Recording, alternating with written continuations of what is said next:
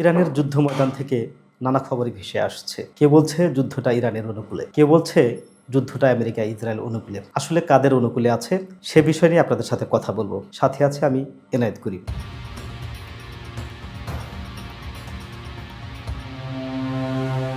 আমি মনে করি যুদ্ধটা মোটামুটি ইরানের অনুকূলে রয়েছে। তার পিছনে কয়েকটি কারণ। এক নম্বর কারণ হচ্ছে হরমুজ প্রণালীর নিয়ন্ত্রণ। আসলে এই হরমুজ প্রণালীটা কাদের দখলে? এখন পর্যন্ত হরমুজ প্রণালীটা আইআরজিসির দখলে রয়েছে। সেখানে থাকা ইরানি সৈন্যরা তাদের বোট দিয়ে, তাদের মিসাইল এবং তাদের উন্নত রণকৌশল দিয়ে পুরো হরমুজ প্রণালীটাকে নিজেদের দখলে রাখতে সক্ষম হয়েছে এবং তাদের অনুমতি ছাড়া বিশ্বের কোনো জাহাজ সেই প্রণালী দিয়ে বের হতে পারছে না, যে কারণে আমাদের বাংলাদেশের বাজারেও তেলের দাম এতটা বেড়ে গিয়েছে। এখান থেকে আমরা বুঝতে পারি যে হরমুজ প্রণালীটা একেবারেই ইরানিদের নিয়ন্ত্রণে।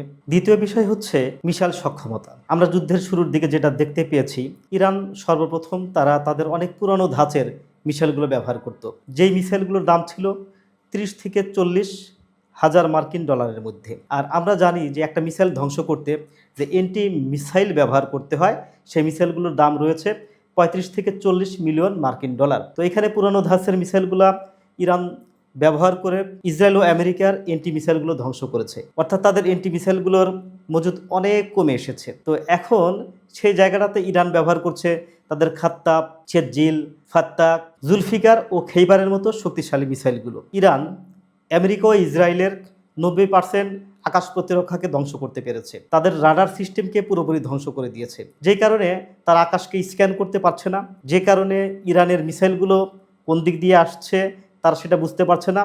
এর ফলে যেটি হয়েছে, বর্তমানে ইরান যে সমস্ত মিসাইল ব্যবহার করছে তার অধিকাংশই ইসরায়েলের মাটিতে আঘাত হানছে। আমরা কিছুদিন আগেও দেখতে পেলাম যে মধ্যপ্রাচ্যে অবস্থিত আমেরিকান ঘাঁটিগুলোতে একেবারে সঠিক নিশানায় ইরান আক্রমণ করতে পেরেছে এবং আমেরিকার ঘাঁটিগুলো তারা গুঁড়িয়ে দিতে পারছে।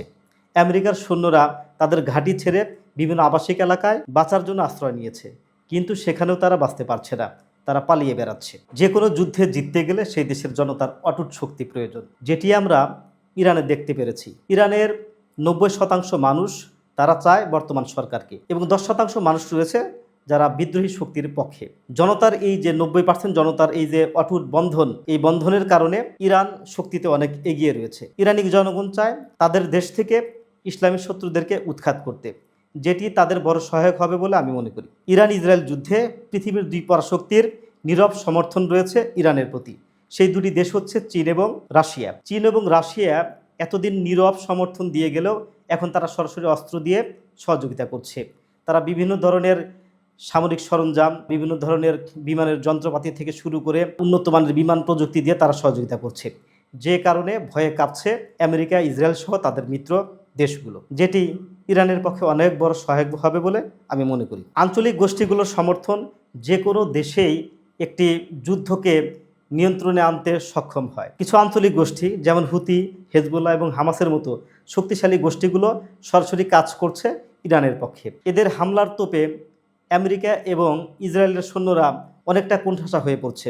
দক্ষিণে ব্যাপক আক্রমণের শিকার হচ্ছে ইসরায়েলি বাহিনী। ইরানের রয়েছে যুদ্ধকে একাধিক ফ্রন্টে সরিয়ে দেওয়ার কৌশলগত দক্ষতা। যুদ্ধটা এখন শুধুমাত্র একটি অংশে বা একটা অঞ্চলে সীমাবদ্ধ নেই। ইরান সে যুদ্ধটাকে ছড়িয়ে দিয়েছে মধ্যপ্রাচ্যের বিভিন্ন অংশে। তো বিভিন্ন অংশে ছড়িয়ে দেওয়ার কারণে যেটা হয়েছে যে ইসরায়েলকে বিভিন্ন অংশে যুদ্ধ করতে হচ্ছে, তাদের সামরিক শক্তিকে বিভিন্ন জায়গা ছড়িয়ে দিতে হচ্ছে, যার ফলে লোকবল যেমন বেশি প্রয়োজন হচ্ছে, তেমনি বেশি যুদ্ধাস্ত্রের প্রয়োজন হচ্ছে। আর ইতিমধ্যেই আমেরিকা ও ইসরায়েলের যুদ্ধাস্ত্রগুলা, যুদ্ধের সরঞ্জামগুলো ফুরিয়ে আসছে। এটি কৌশলগত দিক থেকে ইরানের পক্ষে সহায়ক হচ্ছে বলে বিশ্লেষকরা দাবি করেছেন। যুদ্ধের আরেকটি বড় কৌশল হচ্ছে নির্ভুল নিশানায় আঘাত করা। ইরান ইতিমধ্যে এটি করতে সক্ষম হয়েছে। তারা মধ্যপ্রাচ্যে থাকা আমেরিকার বিভিন্ন বেইজে যেমন আক্রমণ করতে পারছে, ঠিক তেমনি তারা তেল আবিব সহ ইসরায়েলের অনেক গুরুত্বপূর্ণ অংশে নির্ভুল নিশানায় আঘাত করতে সক্ষম হচ্ছে। শুধু তাই নয়, মধ্যপ্রাচ্যে থাকা আমেরিকান ঘাঁটিগুলো থেকে সৈন্যরা বাঁচতে বিভিন্ন আবাসিক এলাকায় ছড়িয়ে পড়েছে, যেটি আমি একটু আগে বলেছিলাম। তো সেই সমস্ত আবাসিক এলাকায় একেবারে নির্ভুল নিশানায় নির্দিষ্ট ঘরে আঘাত করছে ইরানি বাহিনী, যেই ফলে ছত্রভঙ্গ হয়ে পড়ছে এবং মারাত্মক ক্ষতির শিকার হচ্ছে আমেরিকান ইসরায়েল বাহিনী। বিশ্লেষকরা বলেছেন এটি ইরানিদের পক্ষে সহায়ক হচ্ছে। ইরান যুদ্ধ কৌশল হিসেবে তেলকে হাতিয়ার বানিয়েছে। আমরা জানি যে বর্তমান পৃথিবী জ্বালানির উপর নির্ভর করেই টিকে আছে, আর সেই জ্বালানির প্রধান অংশ যদি মধ্যপ্রাচ্যের হয় আর মধ্যপ্রাচ্যে থাকা হরমুজ প্রণালী দিয়েই আসে, তাহলে সেই ছক্কার গুটি এখন ইরানিদের হাতে। তারা নিয়ন্ত্রণ করছে পৃথিবীর বাজার, তেলকে তারা বানিয়েছে হাতিয়ার। বিশ্ব বাজারে কোথাও কোথাও এখন তেলের দাম $200। তাহলে বুঝতেই পারছেন ইরানিরা কোথায় ছক্কা খেলছে।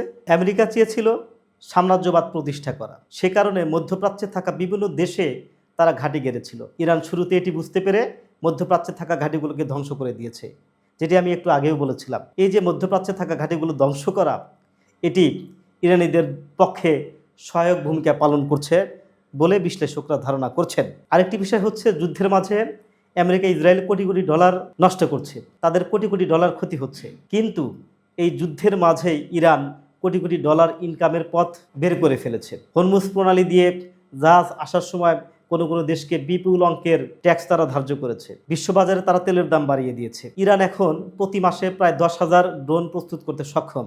ইরানিদের এ সমস্ত প্রযুক্তি অনেকেই কিনতে যাচ্ছে। যুদ্ধের বাজারে পৃথিবীর সবচেয়ে উন্নত এবং পরাশক্তি যেখানে হিমশিম খাচ্ছে, ইরান সেখানে তাদের সক্ষমতা বজায় রেখে আয়ের নতুন পথ তৈরি করছে। তাহলে আপনারাই বুঝুন যে এই যুদ্ধে আসলে ইরান পিছিয়ে আছে নাকি ইরান এগিয়ে আছে। তবে শেষ মুহূর্তে দেখা যাক যে যুদ্ধে কার জয় পরাজয় নিশ্চিত হয়। আমরা আপনাদের সবসময় আপডেট জানিয়ে দিব। আমাদের সাথে থাকুন। ধন্যবাদ।